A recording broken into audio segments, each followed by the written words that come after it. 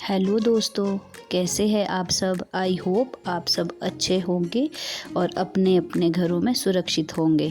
तो आज है जन्माष्टमी, तो आप सभी को मेरी तरफ से जन्माष्टमी की बहुत बहुत बधाई।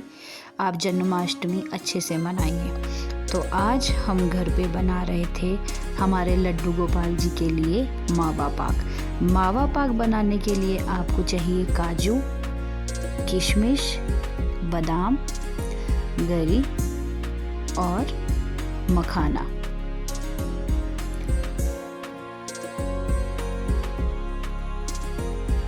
अब इन सभी चीज़ों को हम घी में रोस्ट करेंगे। यहाँ पे मैंने कढ़ाई में 2 चम्मच घी डाल दिया है और इसमें मैं सबसे पहले रोस्ट करूँगी बादाम।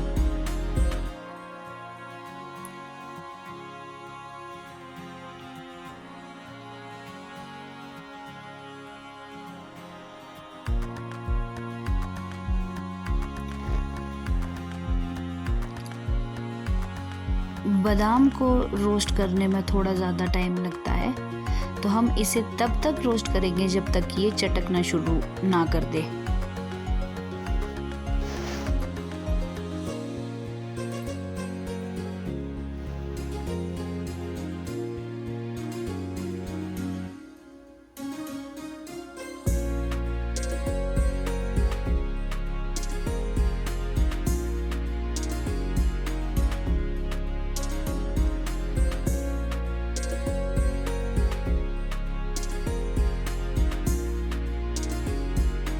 तो अब बादाम चटकने लग गए थे, तो मैंने ये बादाम निकाल दिए थे। इस समय आपको ध्यान से काम करना पड़ेगा क्योंकि बादाम के चटकने से घी भी उछलता है, तो सावधानी से निकालना बादाम को।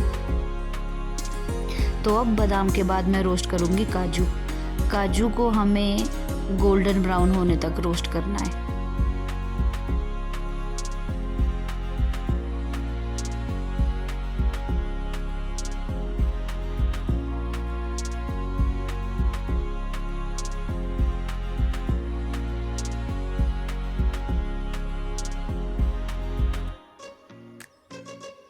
तो अब यहाँ पे काजू गोल्डन ब्राउन हो गए थे, तो इसके साथ मैंने इन्हें भी निकाल दिया था।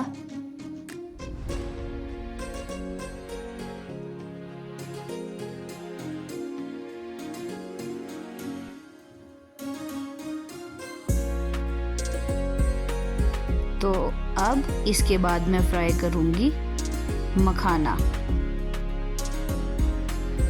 मखाने को फ्राई सबसे लास्ट में ही कीजिएगा क्योंकि कढ़ाई में जितना भी घी उसमें बचा होगा ये सबको अब्जॉर्ब कर लेता है, तो इसे लास्ट में ही फ्राई करना चाहिए।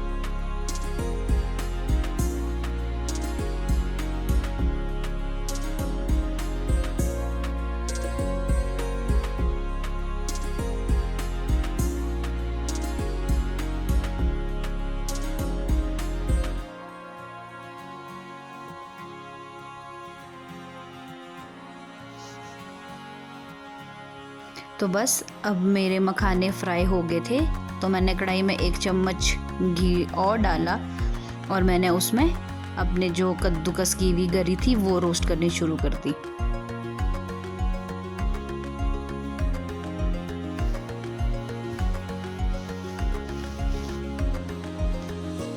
हमें गरी को ज़्यादा ब्राउन रोस्ट करने की ज़रूरत नहीं है, बस हल्का हल्का रोस्ट करना है।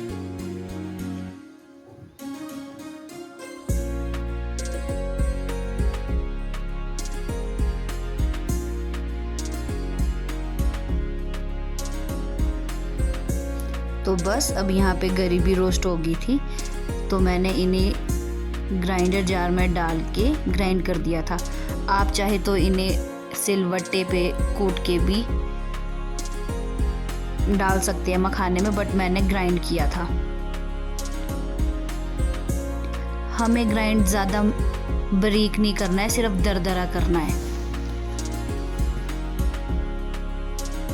देखिए इस तरह से हमें इसे दरदरा ही पीसना है। तो अब बस मैं इसके लिए यहाँ पे गुड़ की चाशनी बना रही थी, तो जो ड्राई फ्रूट्स का मिक्सचर था वो 4 कटोरी थे, तो उसका आधा यानी कि 2 कटोरी गुड़ हमें डालना है। तो मैंने 2 कटोरी गुड़ ली, उसमें हल्का सा पानी डाला।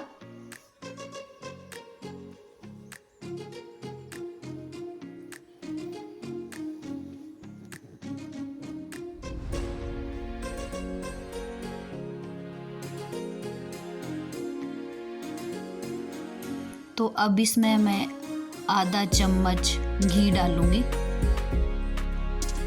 घी डालना से इसमें एक अच्छा सा फ्लेवर आता है। अब हम इस चाशनी को तब तक पकाएंगे जब तक इसमें बबल आना शुरू ना हो जाए।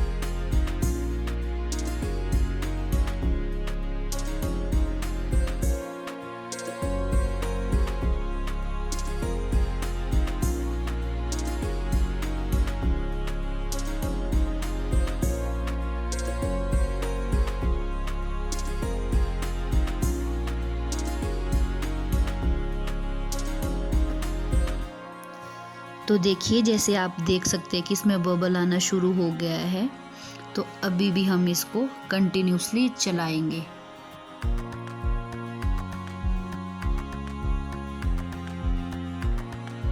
जब आपको लगेगा कि सारी गुड़ पिघल गई है, हम उसके बाद ही इसमें ड्राई फ्रूट का मिक्सचर डालेंगे। तो अब देखिए, जैसे इसमें बबल्स भी आ गए हैं और गुड़ सारी पिघल चुकी है। तो बस अब जो हमने ड्राई फ्रूट्स ग्राइंड किए थे वो हम इसमें डालेंगे।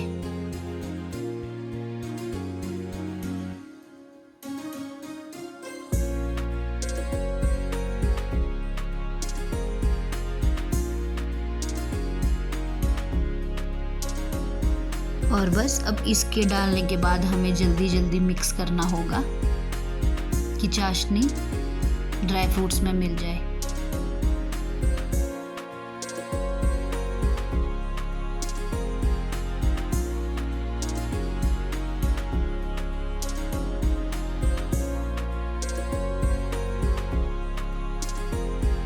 तो अब मैंने इसमें डालने के लिए किशमिश भी रखी थी, तो इस टाइम पे आके हम इसमें किशमिश भी ऐड कर देंगे।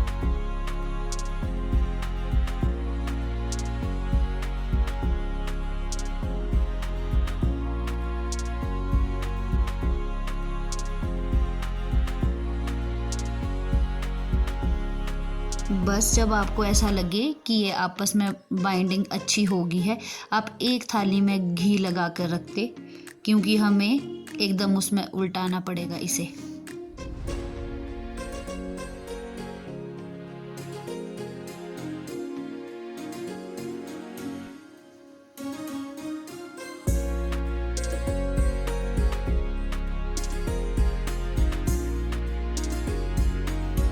तो अब मैंने यहाँ पर अपने इस मावा पाक को थाली में डाल दिया था।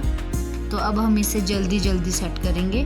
आपको क्या करना है कि एक कटोरी में बाहर से घी लगा के रखना है, वो अभी हमें इसको सेट करने में काम आएगी। तो बस इस तरीके से हम कटोरी से इसे प्रेस करेंगे।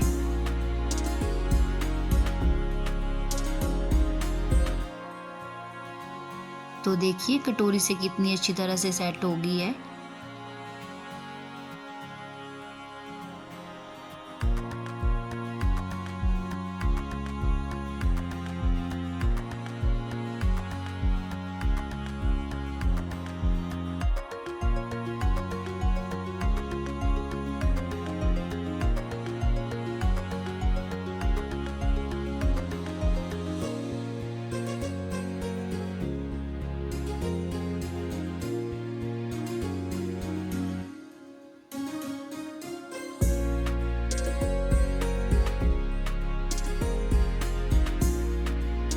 तो इस तरह से मैंने इसे सेट कर दिया था। तो मैं इसे हमेशा गरम गरम में ही काटती हूँ। गरम गरम में काटने का एक फ़ायदा है कि इसमें शेप आ जाएगी।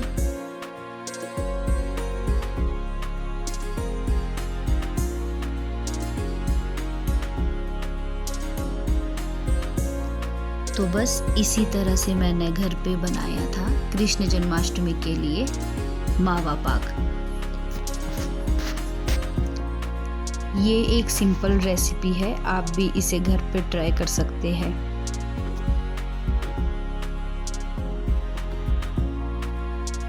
तो बस अब कटिंग के बाद मैंने इसे थोड़ी देर के लिए सेट होने के लिए रख दिया था।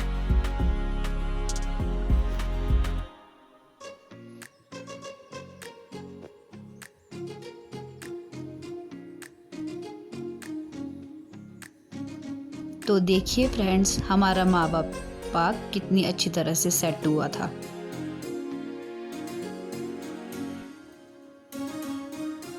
अगर आपको भी ये रेसिपी पसंद आई हो तो प्लीज़ चैनल को लाइक करें, शेयर करें एंड सब्सक्राइब करें। Thank you so much.